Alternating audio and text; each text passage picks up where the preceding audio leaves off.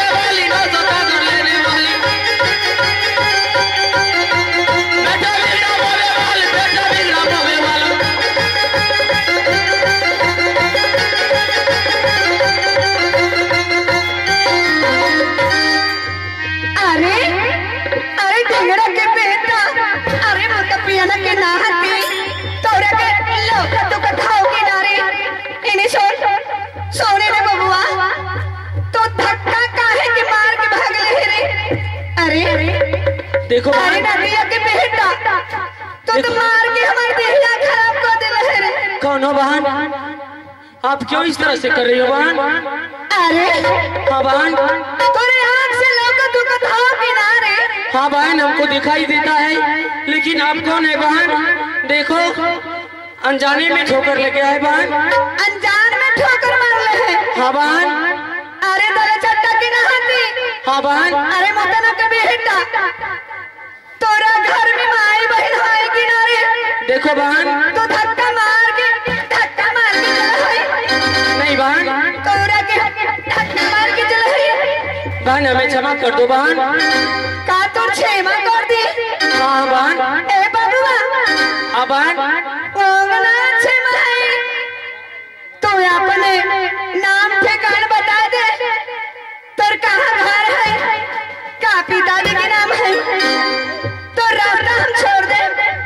बहन, हाँ हमारे रास्ते को खाली कर दो बहन। रास्ता खाली कर दी। हाँ बहन, रास्ता के नाम ले तोरे के तो कौन कर दे रे बहन। चीना है कि ना? देखो बहन, हमें बहुत डर लगता है बहन, हमारे रास्ता को खाली कर दो, हमें जाने दो बहन। तू जाइबे? हाँ बहन। बबुआ, हाँ बोलो तो बहन। रास्ता खाली वही सब बता। जब ले तू अपन परिचय ना बताइबे तब ले तू रास्ता ना खाली करी। देखो बहन, हाँ हमारे परिचय से आपको क्या मतलब है बहन? हमारे रास्ते को खाली कर दो, हमें जाने दो बहन। का? हाँ तोरे के भेजवा दे। हाँ बहन, हमें जाने दिए दो। सुन ले। हाँ बहन। अबे हमें मिले है, हम घर वाला के फोन करे और घर वाला के तोरे के खूब पिटाई करी। नहीं बहन, किसी को फोन नहीं कीजिएगा बहन, हमारे रास्ते को खाली कर दो, हमें जाने दो। मैं आपकी पाँव पड़ती हूँ बहन, ऐसी गलती अब नहीं करूँगा बहन। अरे कोई जुड़वा के पापा है। नहीं बहन, हमें अरे सब जतिया लौट गइल सरे। नहीं नहीं बहन, हमारा रास्ता खाली करो, हमें जाने दो अरे बहन। मत पिया के बेटा, तोरे से कहे है कि बार बार तू अपन परिचय बता दे। बता तू अपन नाम ठिकाना कहाँ है? बहन, हमारे परिचय से आपको क्या मतलब है बहन? हमारा रास्ता खाली करो ना, हमें जाने दो बहन। रास्ता तो खाली कर दी। हाँ बहन। सुन भी बोलो ना बहन। जाए कहाँ है? हाँ बहन। तो जो बबुआ जो। हाँ ठीक है बहन, रास्ता खाली है, हमें जाने दो बहन। जाओ। हाँ बहन। कहाँ है रे? कहाँ जाए है? तो हमरे की नाच रहे रे, नाच रहे तो बताइबे कि ना? बताइबे जल्दी से कि ना? देखो बहन, क्या हमारा परिचय जानने से हमारा रास्ता खाली कर दोगे ना बहन? तो रास्ता खाली कर। तो ठीक है बहन, आप थोड़ा दूर में ही खड़ी रहो बहन। खाली खाली खाली। बताना रे बताना। अरे डिगड़ा के नाते बता दे जल्दी से। ठीक है बहन, बता रहा हूँ।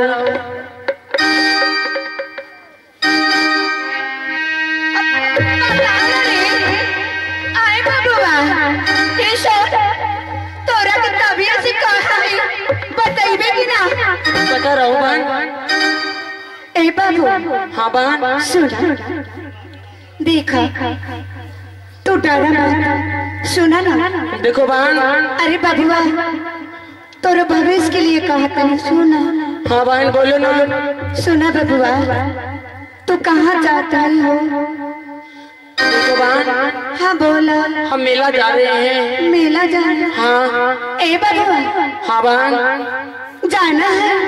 हाय मेला में देश देश के देश बेसिया बना आवे।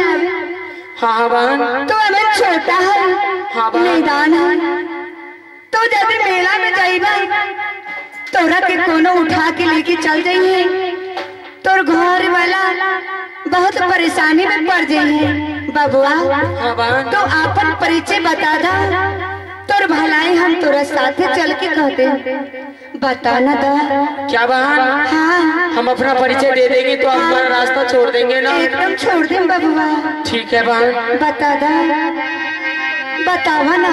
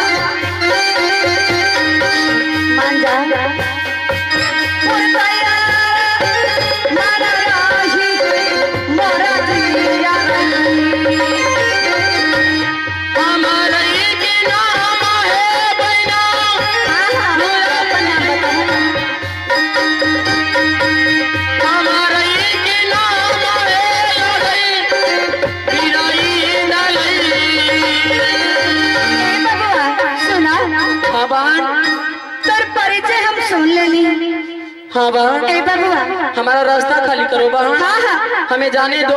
अरे बबुआ रास्ता खाली कर दे, पहले सुनबा तब ता। बोलो बहन। ए बबुआ, हाँ बहन। तो धीरे से ए मेला से अपना घर चल जा। हाँ बहन, जाने दो हमें। हाँ हाँ, एकदम छोड़ दे। ए बबुआ, हाँ बहन। लेकिन एक बात बा। अब कौन सा बात बाकी रह गया बहन? सुना ना। बोलो बहन। काहे चिकन तरह, काहे डर हो तब बबुआ? हाँ बहन, क्यों नहीं डर होगा, हमें जाने दो मेला। हमारा रास्ता खाली करो बहन। का मेला जाइबा? हाँ बहन। ना ऐसा से तोरा के मेला ना जाए दे, ऐसे कि तू मेला में जाइबा तो ढेर मुसीबत में पड़ जाइबा बबुआ। ऐसे तू हमारे साथे चला। नहीं बहन। जब तुम हमारे साथे जाइबा तो जहाँ घर हुई वहाँ तोरा पहुँचा दे। नहीं नहीं बहन, हम अकेले अपने घर को चले जाएंगे। आप हमारे साथ मत जाइए और ना ही आप हमें साथ लेकर के जाइए। हमारा रास्ता खाली कीजिए और हमें जाने दीजिए। का कहला? हाँ बहन। अकेले जाइबा? हाँ बहन, हम अकेले चले जाएंगे। आप हमारा रास्ता तो खाली कर दीजिए। आहा, कितना बढ़िया है, अकेले जाए। हाँ बहन। अब देखिए, मैं यहाँ छोटी सी राज रचूंगी, तभी शिकार जाल में फंसेंगे। क्योंकि एक तो बालक है, निदान है, नहीं समझने बूझने लगे। मैं इसे प्यार से आहिस्ते आहिस्ते लाहे लाहे से पूरे जाल में फंसा लूंगी। जाल में जब फंस जाएंगे शिकार, एक बाइक गोद में उठाऊंगी और लेकर यहाँ से भाग जाऊंगी। मैं इसे नृत्य गान करके मैं इसके साथ नाचूंगी, गाऊंगी। यह मेला की आदत को भूल जाएंगे और उसी वक्त मैंने इसे जादू मार करके सोगा बनाकर अपने गोद में उठाकर लेकर चली जाऊंगी। यदि इसके साथ बात जबरदस्त करते हैं तो ये मुझे चलने के लिए नहीं देंगे।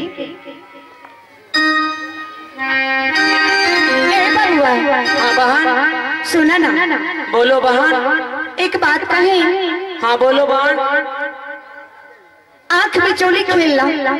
देखो बहन, हाँ, हम कुछ नहीं जानते हैं आंख बिचौली किसे कहते हैं और लुका चोपी किसे कहते हैं। हम इतना जानते हैं कि आप हमारा रास्ता खाली करो और हमें जाने दो बहन। ठीक है बबुआ, इन्हें सुना। हाँ बोलो बहन। कहाँ कहाँ रहा तो? का तोर पिताजी के नाम है और का तोर नाम है? देखो बहन, हाँ, हमारा घर पड़ता है मोहबा राज। अच्छा। और हमारे पिताजी का नाम है अल्लाह सिंह। हाँ, और हमारे चाचा जी का नाम है जंगीर उदल। अच्छा। और मेरा ही नाम है इंदल। इंदल नाम है? हाँ। आगे बहुत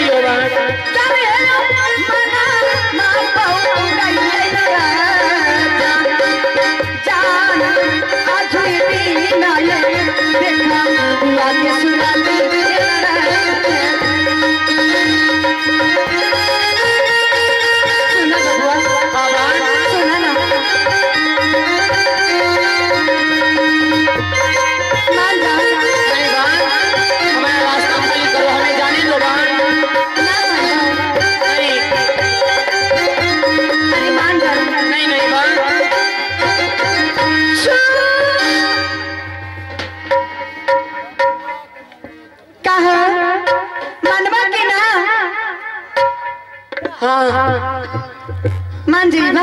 हाँ मान गई ना? हाँ बहन बोलो क्या करने के लिए चाहती हो? नहीं बा आवन मेला गई बा। हाँ बहन लेके चले मेला। हाँ बहन चलो लेकर के। अरे दर्द आए बाला, अरे दर्द आए बाला, अरे दर्द आए बाला, दर्द आए बाला। अरे ये सैया जी अरे हमका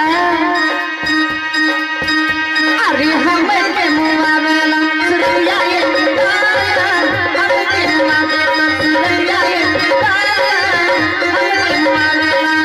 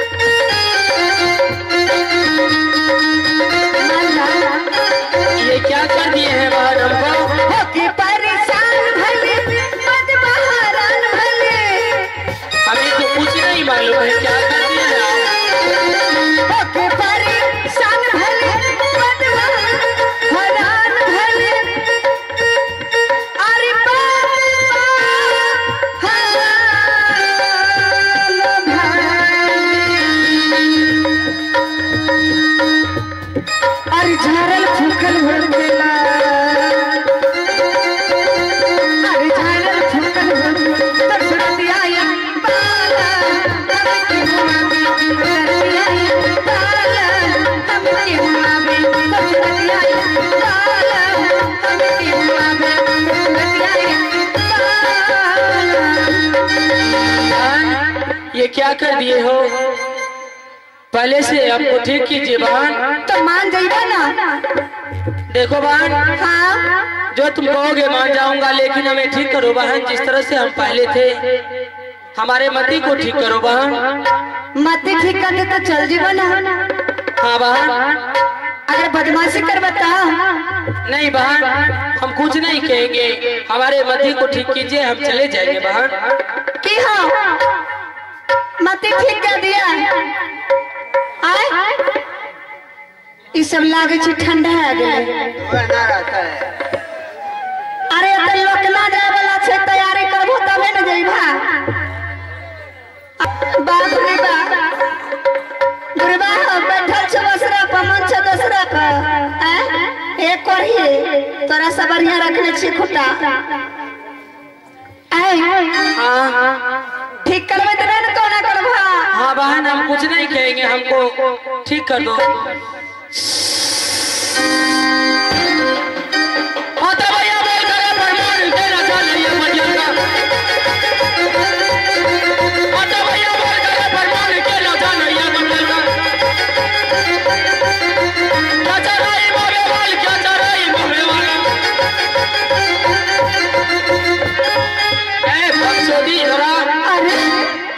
हमारे मती को क्या कर दिया था। चल इधर सामने में आ, आगे। अरे सुनिए सुनिए, अरे बाप रे बाप, अरे अरे सुनिए